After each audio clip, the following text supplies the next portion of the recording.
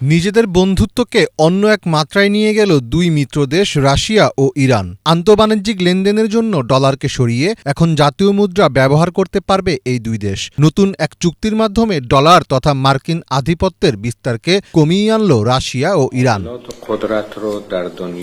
Russian payment system মিরের সাথে একীভূত করা হয়েছে ইরানি সেতাব সিস্টেম। বাণিজ্যিক লেনদেনের জন্য জাতীয় মুদ্রার ব্যবহারের এই সিদ্ধান্তে রাশিয়া ও ইরান সম্মত হয়েছে বলে জানিয়েছে ইরানের কেন্দ্রীয় ব্যাংক। সম্প্রতি রাশিয়া ও ইরানের একাধিক গণমাধ্যমেও বিষয়টি নিশ্চিত করা হয়েছে।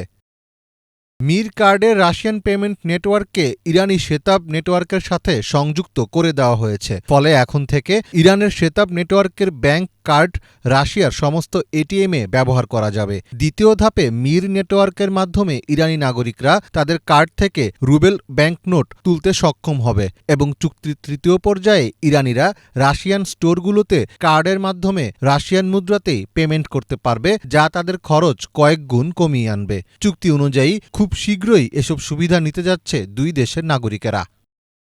ইরানের পররাষ্ট্র মন্ত্রণালয় অবশ্য গত বছরের আগস্টে এই চুক্তির ব্যাপারে ইঙ্গিত দিয়েছিল। বিভিন্ন প্রক্রিয়া সম্পন্ন করে এটি এখন বাস্তবে রূপ নিয়েছে। বিশেষজ্ঞদের মতে মির এবং সেতাব পেমেন্ট সিস্টেমের একীকরণ রাশিয়া ও ইরানের মধ্যে সম্পর্ক জোরদার তো করবেই, পাশাপাশি এটি ডলারবিহীন আন্তর্জাতিক বাণিজ্যের নতুন এক উদাহরণ সৃষ্টি করবে।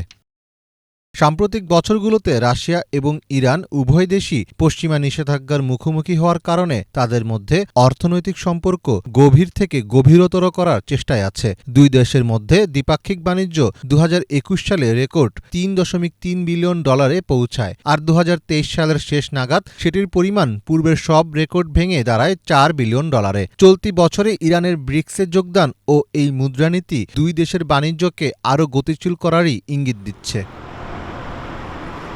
তাত্ত্বিকভাবে রাশিয়ার সঙ্গে বাণিজ্য বাড়লে ইরানই বেশি লাভবান হবে। উভয় দেশের জন্য প্রয়োজনীয় পণ্যের বাণিজ্য আছে। 2022 সাল থেকে ইরান রাশিয়াকে ড্রোন ও অস্ত্র সরবরাহ করছে। সেই অস্ত্র ইউক্রেনে ব্যবহার করা হচ্ছে। চলতি বছরের শুরুর দিকে ইরান রাশিয়াকে ট্যাঙ্কার যোগে 10 লাখ ব্যারেল তেল সরবরাহ করেছে। এছাড়া রাশিয়া এবং ইরান তেল ও গ্যাসের উন্নয়নেও সহযোগিতা করছে। 2022 সালে ইরানের বৃহত্তম তেল প্রকল্পে সবচেয়ে বড় বিদেশি বিনিয়োগকারী ছিল রাশিয়া। তবে নিষেধাজ্ঞার কারণে এই দেশগুলোর মধ্যে অর্থনৈতিক বন্ধন গভীরতর হওয়া দুরূহ হয়ে উঠেছে।